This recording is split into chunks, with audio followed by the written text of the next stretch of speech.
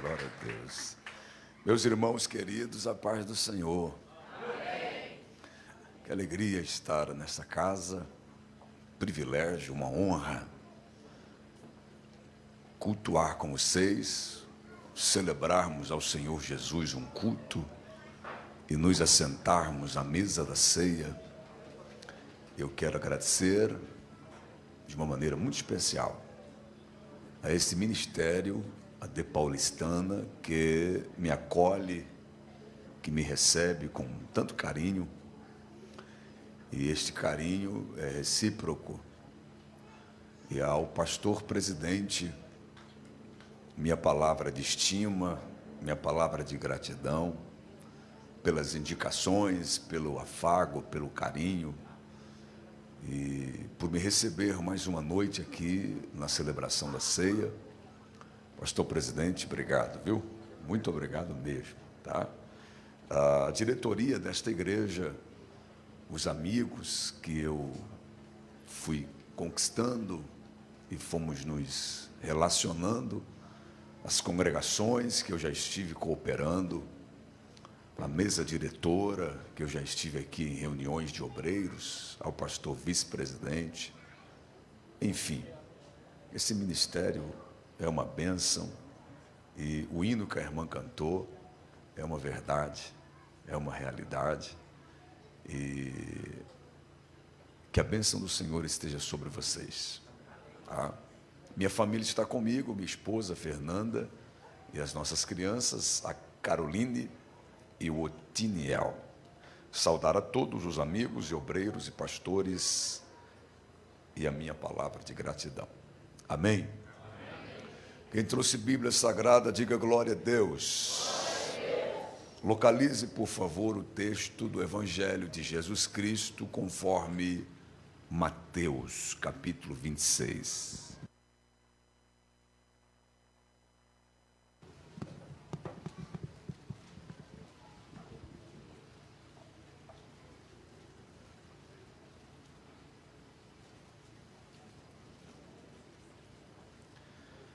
Evangelho de Jesus Cristo conforme Mateus, capítulo 26.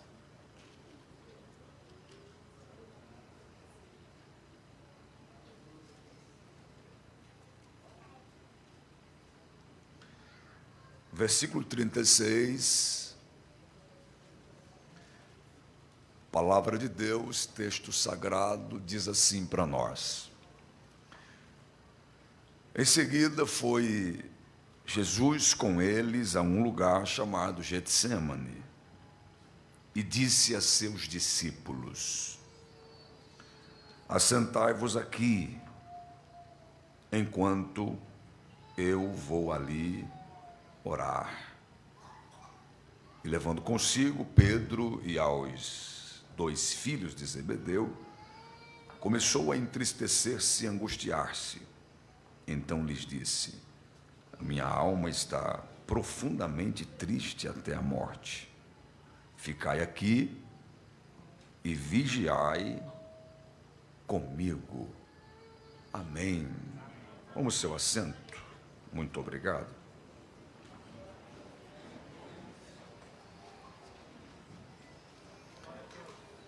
Eu estava raciocinando e pedindo a Deus um direcionamento para ministrar-lhes nessa oportunidade tão solene, nobre e memorável da Igreja do Senhor Jesus, que é o culto da celebração da ceia, um mandamento, um sacramento, uma noite de memória, onde mensalmente a Assembleia de Deus se reúne para congregar-nos, comungarmos e declararmos a nossa gratidão à morte vicária de Jesus Cristo na cruz do Calvário e celebrarmos a sua ressurreição. O cenário da celebração da ceia, do Getsêmani, do Gólgota, do sepulcro, é familiar a todos nós. Até porque, no período do discipulado, ao aceitar o cristianismo, você é lecionado, você é instruído sobre o enredo da crucificação, toda a composição do cenário das vias dolorosas de Jerusalém, ou seja, é um assunto extremamente familiar. O pastor, aos domingos, ministra mensagens relacionadas, pertinentes ou até intrínsecas a esse tema. Mensalmente, na celebração da ceia, você é ministrado a respeito deste assunto. A leitura oficial do apóstolo Paulo, que deixou para nós o registro na igreja de Corinto, na primeira carta, capítulo 11, nos traz a lume essa cena da ceia, da mesa e do processo salvífico de Jesus. Ao ingressar em um curso teológico, você tem a matéria soteriologia, que é a doutrina da salvação. Ou seja, a igreja está fundamentada na cruz de Jesus. A palavra da igreja é a mensagem de salvação através da cruz de Jesus. O nosso Deus, o Todo-Poderoso, João registra isso no seu edital, capítulo 14, quando diz que Jesus é caminho, Jesus é verdade e Jesus é vida. O mesmo João, escrevendo a carta ou o livro do Apocalipse para a igreja, a carta à igreja de Filadélfia, diz que este também é justo e verdadeiro. No edital evangelístico ele diz que ele é verdade. E lá ele diz que ele é verdadeiro. Pastor, tem diferença? Para nós talvez nenhuma. Se eu disser assim, o irmão lá fala a verdade, você diz, que bom. O irmão lá é verdadeiro, você diz, que bom. Soa-nos como sinônimo. Mas na origem, na palavra grega, há uma diferença da expressiva para a verdade e da expressiva para verdadeiro. Enquanto verdade, nele não há mentira, ele é a verdade. Mas quando João cita verdadeiro, João estava dizendo que foi protocolado, declarado, assinado que ele é verdadeiro. Ou seja, além de nele não haver mentira, tem um documento protocolado que ele é verdadeiro. Esse é o nosso Jesus. Então, a igreja do Senhor, ela é baseada na mensagem cristocêntrica. Eu até posso ministrar no Antigo Testamento, e devo. Eu até posso falar das cartas dos apóstolos, e devo. Agora, a título de salvação, Cristo é o único mediador entre o homem e Deus. Isso não é novidade a ninguém. É interessante pensarmos numa frase que o sangue de Jesus Cristo, ele é suficiente para salvar o mundo inteiro, mas só é eficiente para aqueles que creem. Logo, a mensagem, ela é sugestionada, ela é oportunizada universalmente, mas ela é aceita individualmente. Quando eu li esse texto, pensando na reunião desta noite, saltou da Bíblia todo o cenário da crucificação de Jesus. Pastor, conhece essa história? Que bom, eu não vim aqui trazer novidade a ninguém. Mas se você vier comigo nessa linha de raciocínio, antes do Calvário, tendo o endereçamento do Getsêmani, eu quero pensar com vocês e pensar deste texto lições práticas que os evangelistas registraram no ministério de Jesus. Mateus, por exemplo, capítulo 26, Marcos, capítulo 14, Lucas, capítulo 22 e João, capítulo 18. Todos eles trouxeram para nós o enredo da crucificação, cada qual no seu detalhe, alguns peculiar, outros outros similares, outros traçando um paralelo. Isso é interessante por conta dos pontos de vistas de cada um. Mateus, que foi o evangelista que nós lemos, no capítulo 26, registra para nós, a partir do versículo 36, Jesus entrando no Getsêmani. E quando nós partimos desse pressuposto de Jesus entrar no Getsêmani, dá-se a ideia que é o início do seu sacrilégio, do seu sacrifício. E de fato o é. Pastor, Jesus sofreu muito, sofreu. Jesus é o nosso exemplo em tudo.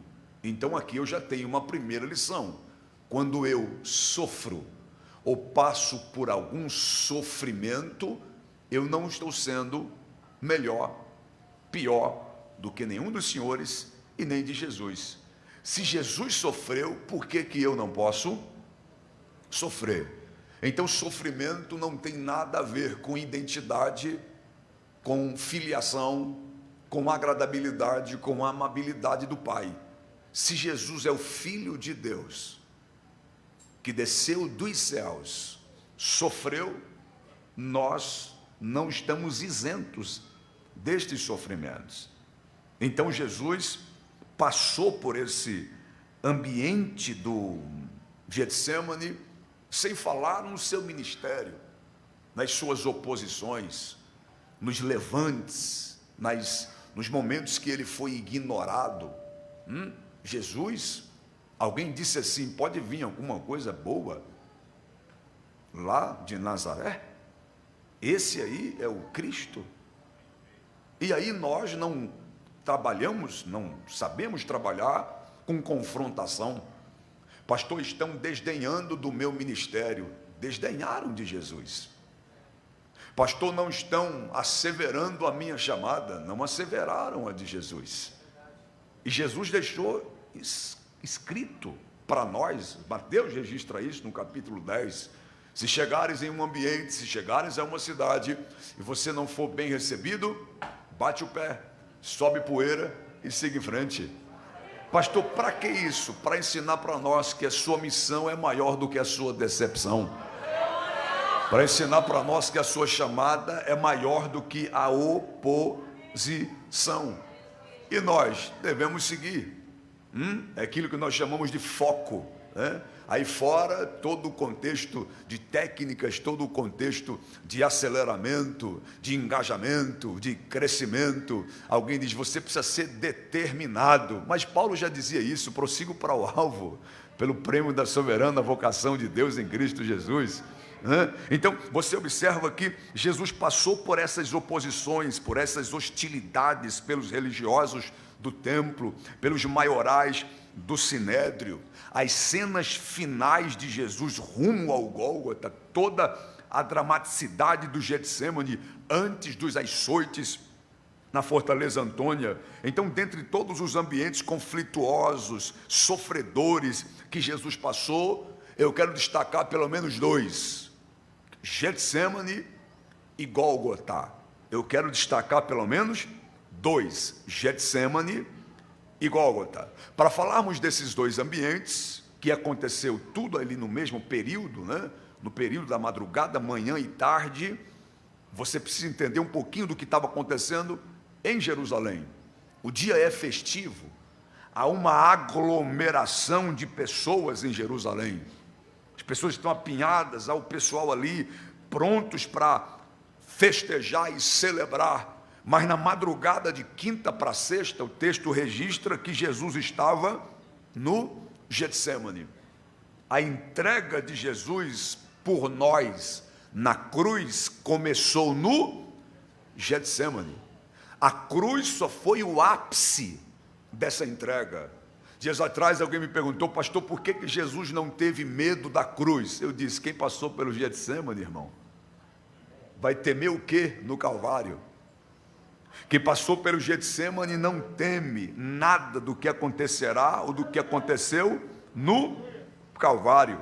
Aí eu fiquei pensando nisso, se já tinha o Calvário, por que passar pelo Getsemane? Se o Calvário já era projeto de Deus, por que passar pelo Getsemane? Era só chegar lá e ser crucificado. Mas não, os céus teve o detalhamento de Jesus passar pelo Getsemane.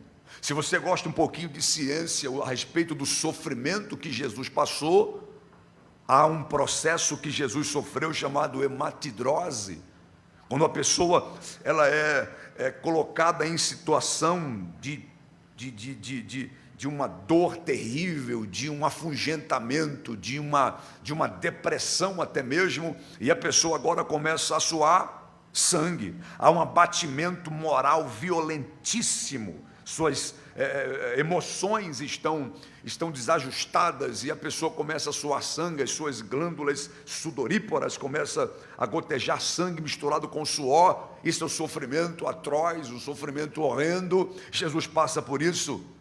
Lucas dá o detalhe, porque Paulo disse à igreja de Colossos que ele era médico. Então só Lucas dá esse detalhe no capítulo 23, no capítulo 22. Olha que coisa interessante, quando Jesus está rumando-se para o Gólgota. O Getsemane foi uma fase, o Getsemane foi um período. E eu lendo, relendo, pontuando, disse: Senhor, os irmãos já conhecem essa história, a igreja conhece todo o contexto do Getsemane. O que eu tenho a ver com isso? O que é que a igreja de Jesus tem a ver com esse processo? Pastor, quem estava com Jesus no Getsemane? Os seus discípulos. Jesus tinha 12. Um, que é o Judas, já tinha se adiantado para as suas negociações. Então sobrou 11. Dos 11, Jesus chamou 3. Então restaram-se 8. Jesus chama os 11, os 8 ficam, os 3 vai um pouquinho mais adiante.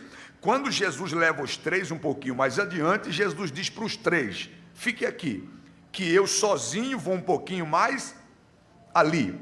Então o processo foi sendo fragmentado, foi escalado, não? Jesus chegou com os 11, fica 8, vem 3 e agora vou só. Por que Jesus foi só? Para ensinar para nós que existem processos na vida que você até tem 11, mas 8 fica, depois fica mais 3, depois vai só você. Pastor, há algum pecado nisso? Não. Jesus, que alimentou multidão, mais de 5.000 comeram pães, agora está no Getsemane sozinho. O meu departamento tem 15, 20, 100, 500, mas existem situações que você está só. Pastor, não dá para convidar ninguém, e não é que eles não querem vir, é Deus que está dizendo: não vão vir. Mas e se eles não, será que se eu ligar não vão me atender? Não é que não querem atender, é Deus que não permite que eles atendam. Pastor, existe isso? Existe. Jesus viveu isso. Agora, olha que coisa interessante eu pensar: será que Getsemane me remete a uma prova que só eu passo? Sozinho. E os meus amigos não entram. Meu pai e minha mãe também não entram. Para quê? Para ensinar para nós que existem provas privadas. Existem provas que é só sua. Existem ambientes que é só seu. Existe ambiente que não tem como levar ninguém. Pastor, esses ambientes são quais? Aquela lágrima que só você sabe quando derramou. Aquele choro que só você sabe onde chorou. Aquele momento de amedrontamento, de afugentamento que só você viveu. Mas o meu pastor é tão gente boa, meu líder amável demais, meus pais sempre estão junto. Por que ninguém vem agora? Porque são aquelas provas que eu preciso passar sozinho. Esse é o Getsemane. E o Calvário? Público. E o Calvário, todo mundo viu. E o Calvário, todo mundo tinha acesso. E o Calvário era exposto. Você percebeu que tem prova que é solitária, sozinha, privada, e tem prova que ela é pública. Pastor, troca em miúdos. Vou trocar. Tem situação que só você sabe o que passa aqui dentro. E só você sabe o que passa lá dentro de casa. Isso é prova privada. Agora tem prova pública. Todo mundo está te vendo andar a pé. Tem prova pública. Todo mundo te vê com a mesma roupa. Parece até uniforme na igreja. Todo mundo te vê pegando ônibus coletivo. Todo mundo te vê com um currículo na mão, de cima e para baixo. Isso é prova pública. Mas as pessoas estão te vendo e parece que ninguém te ajuda. É Deus dizendo, é só para ver. E aqueles que não vê, pois é só você. Então tem situações na vida que eu passo só. E tem situação na vida que todo mundo vê, mas ninguém pode me ajudar. Que é isso, pastor? Getsemane e Gólgota. Então o que o Getsemane ensina para nós e Jesus passou por lá? Repito aquela pergunta que eu observei agora há pouco. Se já tinha cruz, por que tem Getsemane? Porque a semântica da palavra Getsemane significa prensa de azeite. Prensa de azeite. Lugar de espremer azeitona. Essa era a significação do ambiente. Lugar de espremer azeitona. E por que Jesus foi para lá? Porque a palavra Cristo tem a significação ungido. Então, se Cristo é o ungido, deveria extrair dele algum óleo. E é por isso que ele foi para o Getsemane. Aí eu gosto demais de um cântico de um profeta que a gente diz e a gente canta. Quem, pastor? O Abacuque. Quando o Abacuque diz assim: ainda que a figueira não floresça, ainda que não haja ovelhas nos currais, e as vacas já foram arrebatadas, e o produto da oliveira minta. Pastor, que produto da oliveira mentiroso é esse? O que é o produto da oliveira mentir? Aí, se você remeter às páginas deuteronômicas, capítulo 28, versículo 40, você observa que o fruto não podia cair. Se caísse o fruto, o azeite desse fruto não servia. Não podia cair o fruto no chão. Se caísse no chão, não servia. O fruto deveria ser apanhado no pé. Se o fruto caísse, podia espremê-lo e o azeite que saía não era bom. Para quê? Para ensinar para nós que azeite de fruto caído não é bom. Mas bora lá, continuando o texto.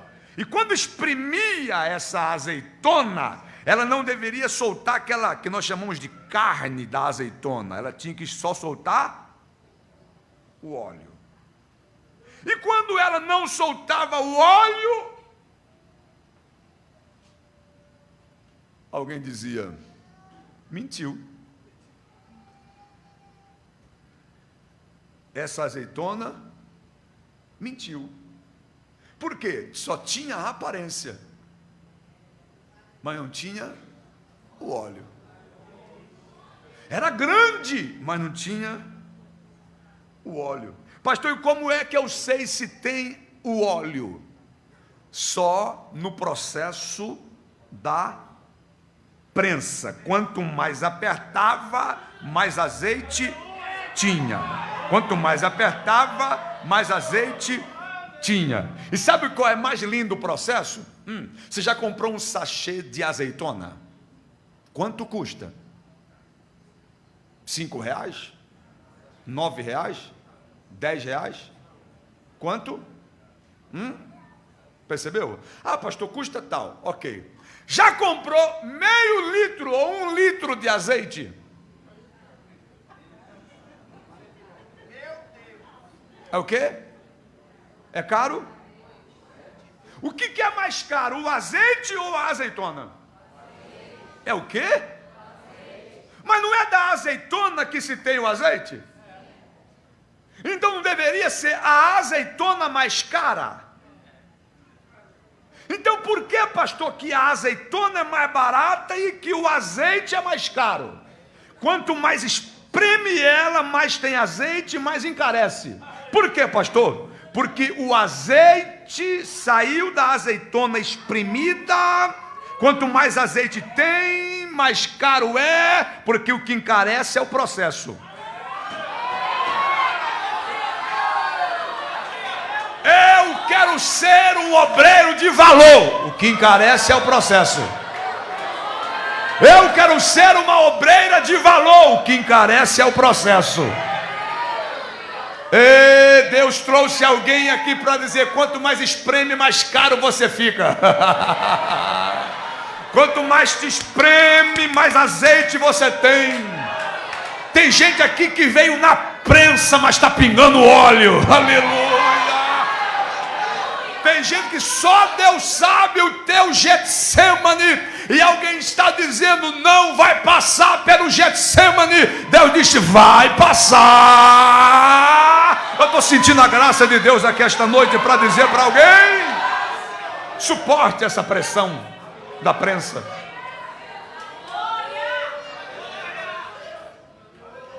Você tem familiaridade com essa pessoa que está do lado? Tem. É familiar? É.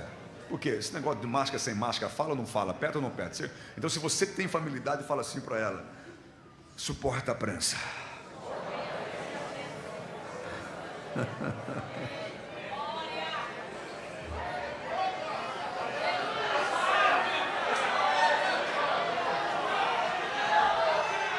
A prensa de Deus não é para te matar, é só para ver o que tem aí dentro. Eu estou sentindo Jesus aqui, hein? Pastor, estou passando uma prensa. Fica tranquilo. Você já cantou prensado? Você já pregou prensado? E você está tão prensado que está assim: meu Deus, tem misericórdia. Mas tem alguém pegando a unção. Tem alguém pegando a unção. Tem alguém pegando a unção. Tem alguém pegando a unção e dizendo: eu preciso disso aqui.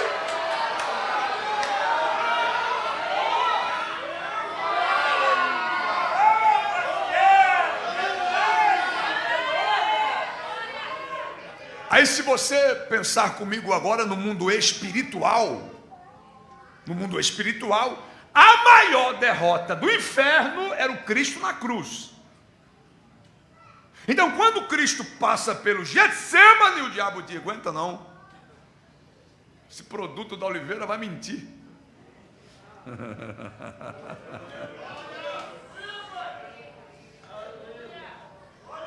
E aí, será que é o Cristo ungido, o Cristo falso? Como é que é? Meu irmão, oliveira verdadeira,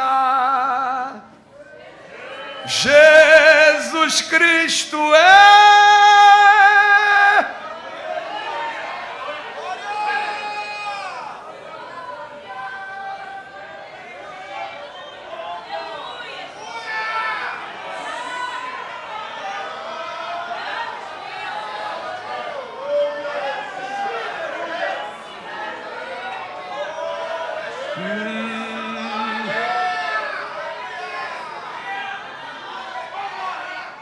Eu só quero refletir com vocês um pouquinho no texto.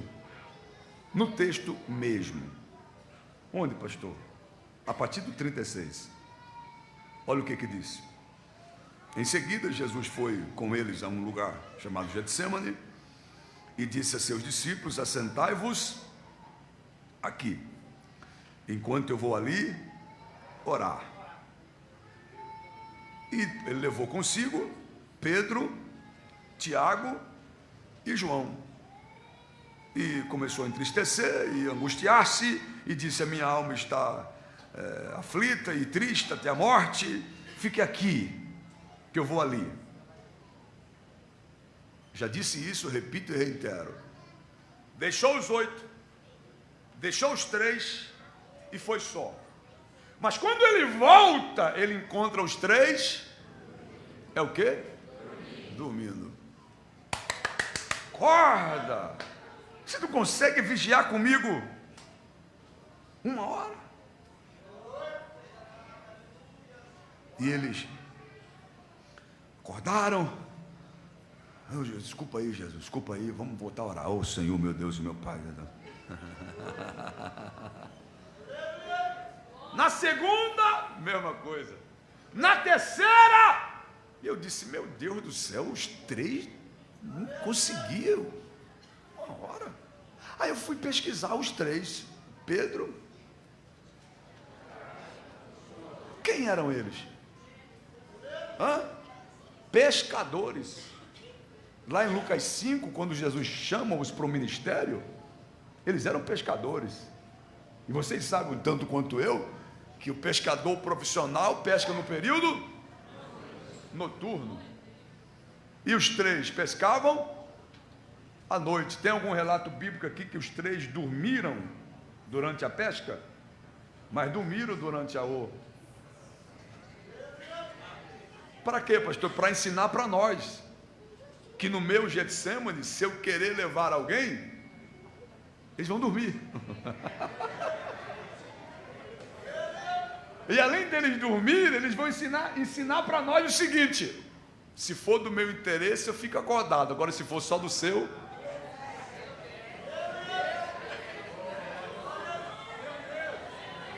convido os 3 para um churrasco. É zóio estatalado, boca mascando e barriga enchendo. Agora vamos orar ali. Ei, rapaz, não dá, estou cansado, trabalhei a noite toda, o dia todo. Mas sabe o que é mais lindo também? Que Jesus chama eles e diz assim, ó: minha alma está angustiada, para ensinar para nós. Os 3 me viram realizar muitos milagres e agora estão me vendo nessa aflição, porque esse é o Evangelho. Tem dia de milagres e tem dia de aflição. E eu pergunto, cadê o Judas? Cadê o Judas? Está no Getsemane?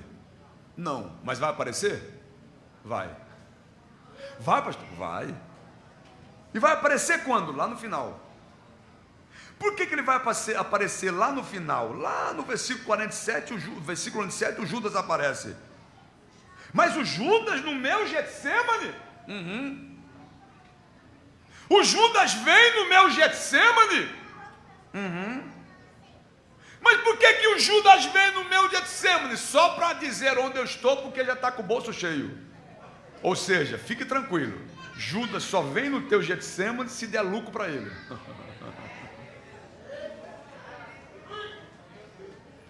Ele vai lucrar com alguma coisa? Vai, então ele está contigo no Getsemane. Se ele não for lucrar, ele não fica. Mas o texto vai expondo para nós que Jesus passa essa agonia do Getsemane. Mas sabe o que é mais lindo? Que quando não tiver Pedro, quando não tiver João, quando não tiver Tiago, o texto diz para nós em Lucas versículo 43 do capítulo 22, e eu quero ler com você isso aqui. Capítulo 23, versículo 43 de Lucas.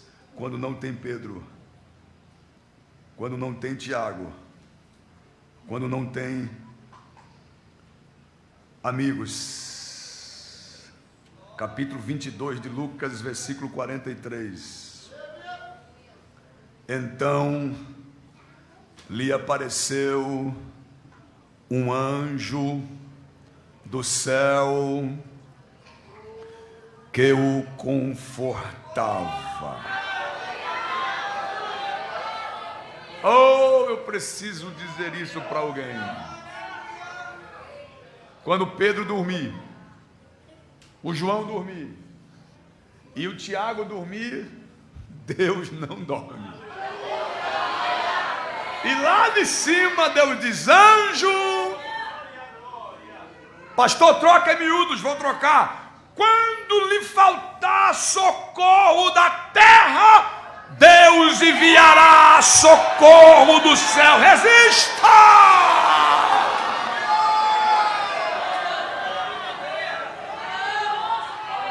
Eu estou... Eu estou falando com alguém, trocando agora para nossa aplicabilidade, para a prática cristã, que está passando um Getsemane, dizendo: Senhor, eu vou para a tua ceia hoje, mas não suporto mais, não aguento mais, é tanta prensa, eu estou sendo espremida, que luta e crise é essa? Deus rasga o céu para dizer: se não tiver Pedro, se não tiver João, se não tiver Tiago, e o propósito meu é esse, para que você entenda que o céu se abrirá, o anjo descerá, e o teu alento e o teu socorro.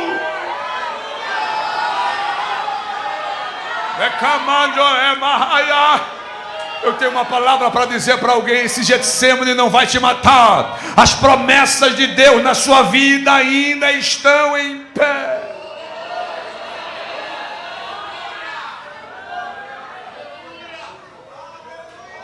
Aleluia. Oh, glória a Deus. O texto sagrado diz para nós, capítulo 26 de Mateus, versículo 45. Jesus chama a atenção deles: ainda dormes e repousais? É chegada a hora. O Filho do Homem está sendo entregue nas mãos de pecadores. Levantai-vos, vamos. Eis que o traidor se aproxima. Se você pausar aqui e ir para João 18, você tem uma sequência exata. Tendo dito estas palavras, saiu juntamente com os seus discípulos, versículo 18, onde havia um jardim, entrou com eles. 2. E Judas, o traidor, também conhecia aquele lugar, porque Jesus ali estivera muitas vezes com os seus discípulos. Tendo, pois, Judas recebido a escolta dos principais dos sacerdotes e fariseus e alguns guardas, chegou até este lugar com lanternas, tochas. Fiquei pensando nisso, lanternas e tochas. Irmão, foram procurar a luz do mundo com lanterna e tochas e armas. Foram procurar a luz do mundo com lanterna e foram procurar com armas o Senhor dos Exércitos. É incabível. Sabendo, pois, Jesus todas essas coisas sobre ele haviam de vir, adiantou-se. Fez o quê? Eu gosto disso. Ó. No jardim, sabido o que ia acontecer, ele adiantou-se. Se o primeiro homem, no primeiro jardim, se escondeu, o segundo Adão, no segundo jardim, a quem buscais? A quem buscais? Quando Jesus se adianta, a quem buscais? Deixa eu dizer uma verdade para alguém. Nas prensas da sua vida, fica tranquilo, Jesus se adianta.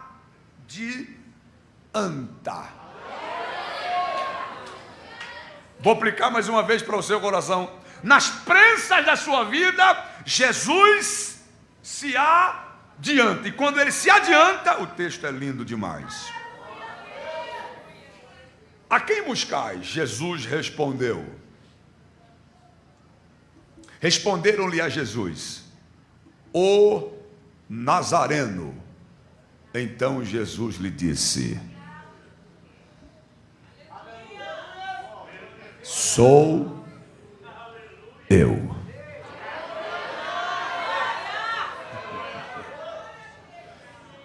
Ele só disse isso. A Bíblia diz que eles recuaram. Pastor, sou eu. Por que eles recuaram? Porque a mesma coisa do eu sou. A quem buscais? A Jesus. Sou eu. Um passo para trás. Sou eu. Mais um passo para trás. Sou eu. Caíram por terra. A palavra que eu tenho para o coração desta igreja é: o Jesus que está contigo no teu Getsemane, aleluia, o Jesus que está contigo nessa tua prensa, ele se adianta do processo e diz para o plano de Satanás: sou eu o Deus dessa família, sou eu o Deus desta igreja, sou eu o Deus desse obreiro, sou eu o Deus deste ministério, sou eu o Deus dessa casa, sou eu o Senhor dessa mulher, sou eu o Deus desse homem. Eu quero ministrar uma palavra para alguém aqui esta noite. Nenhuma ferramenta preparada contra ti, ela vai prosperar, porque Deus lhe toma pela mão e diz: eu estou contigo nessa prensa de azeite.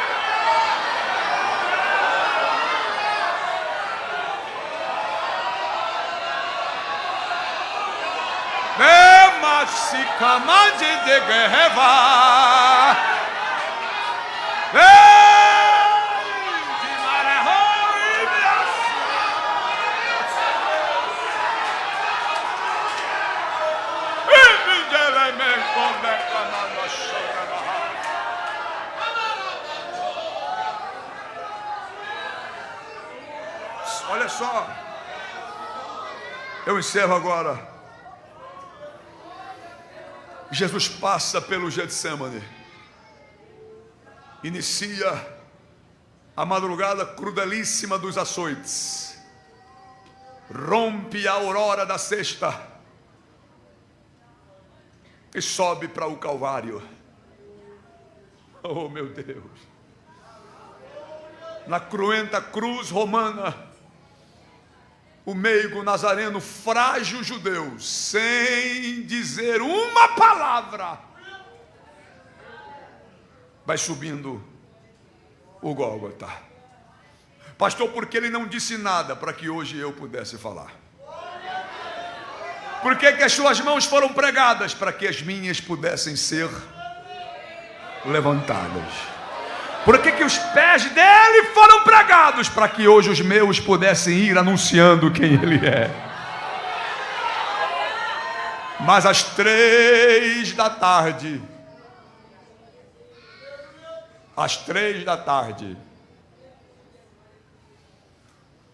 está consumada.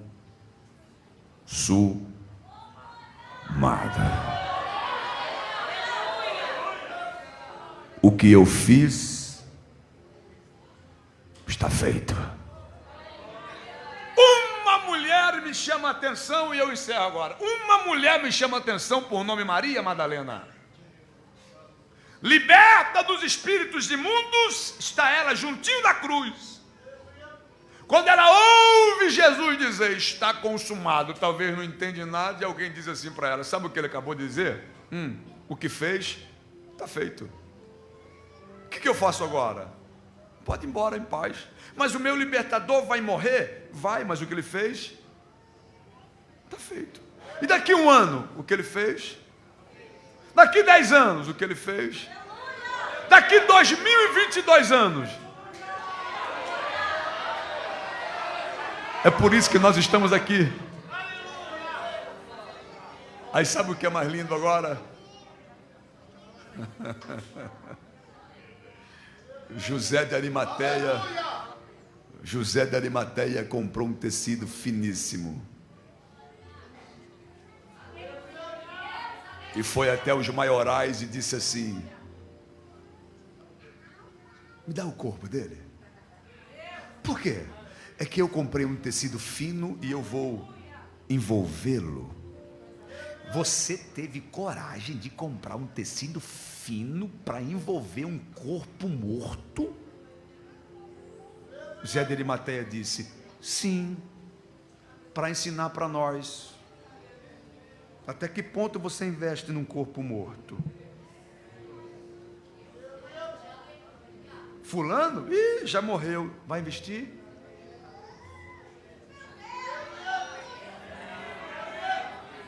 José de Arimateia fez isso para ensinar para nós. Aí sabe o que é mais lindo? E eu encerro agora de verdade. Isso foi na sexta-feira. Jesus morreu numa sexta. Sábado e domingo o cartório era fechado. Segunda-feira foram buscar o atestado de óbito dos mortos da sexta. Viemos aqui buscar o atestado de óbito dos mortos da sexta. O cartorário disse: só tem 2.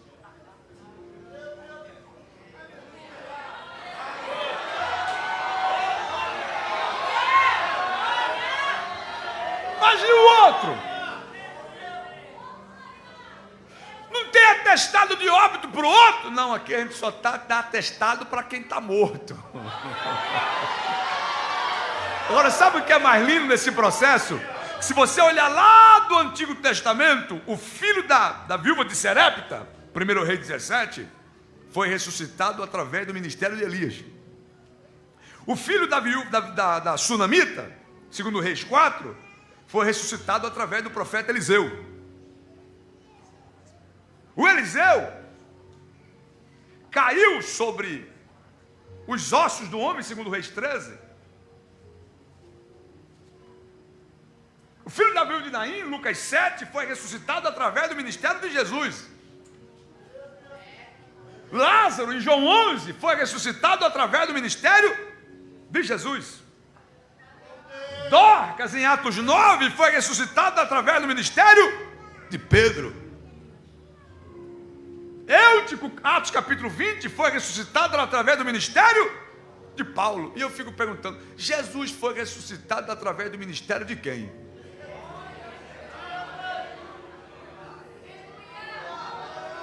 Quem chegou lá e disse: Jesus, vem para fora? Ninguém.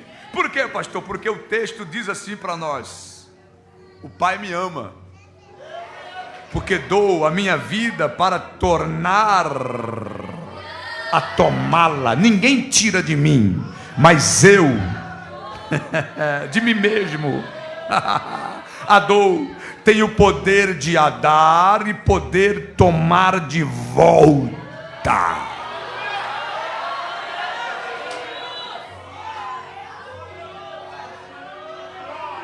Eu encerro aqui.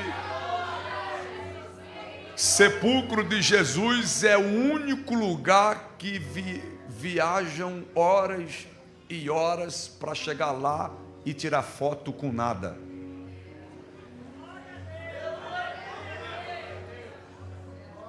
Porque o sepulcro está... A morte vencestes, o véu tu rompestes, a tumba vazia agora está, o céu te adora. A igreja proclama a tua glória. Ressuscitaste, vivo está.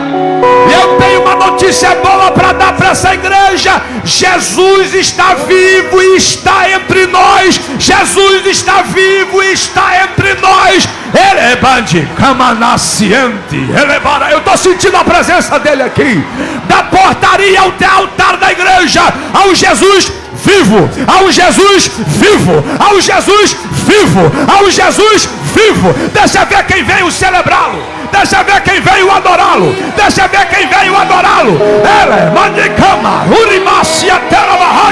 A de Paulistana tem o Jesus vivo.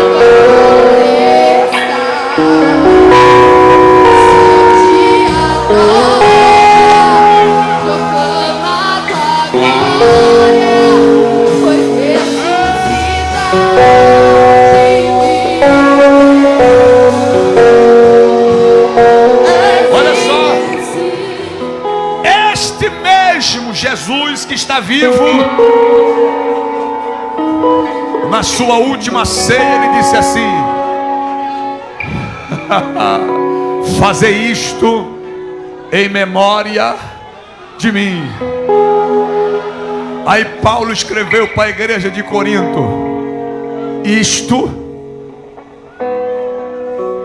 quando fazemos, estamos anunciando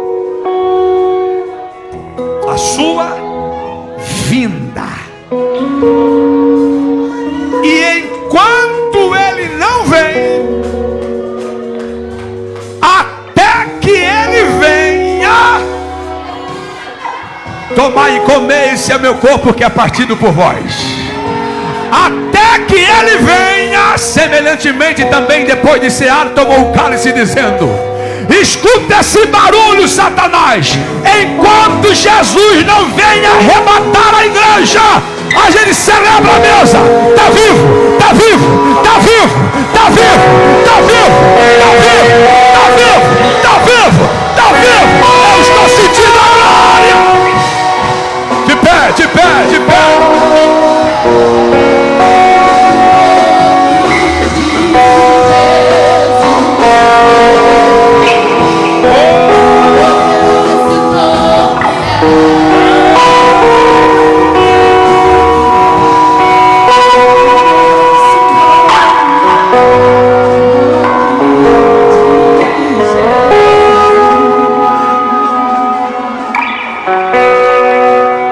Hoje pode ser a nossa última ceia na terra.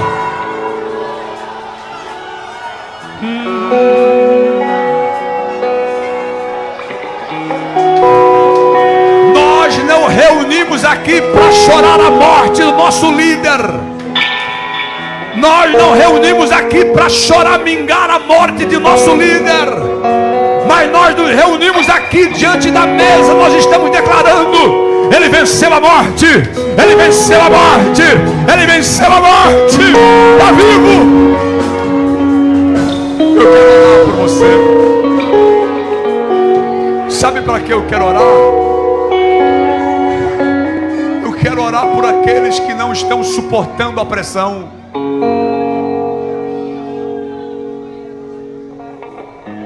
Sabe por que Jesus deixou a tumba vazia? Porque ele não desceu da cruz.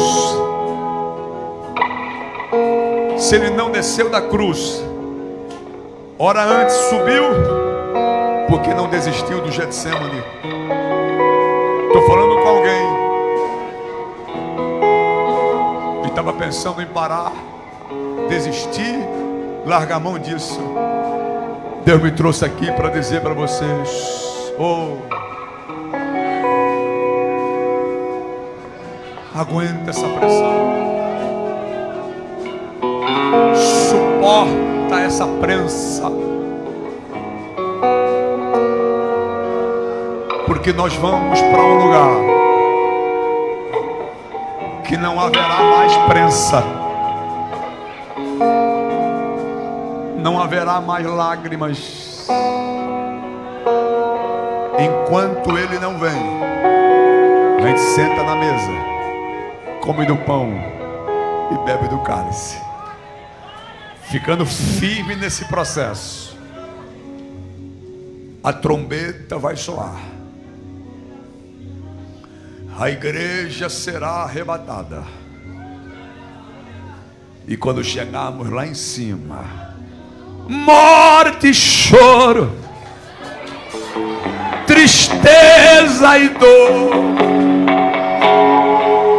nunca mais, nunca mais.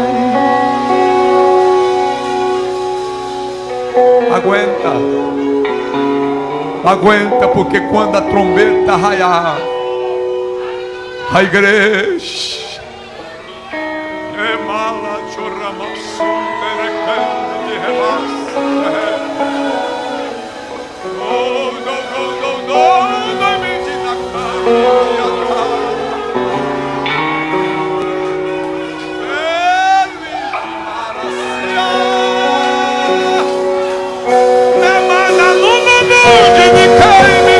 Ceará.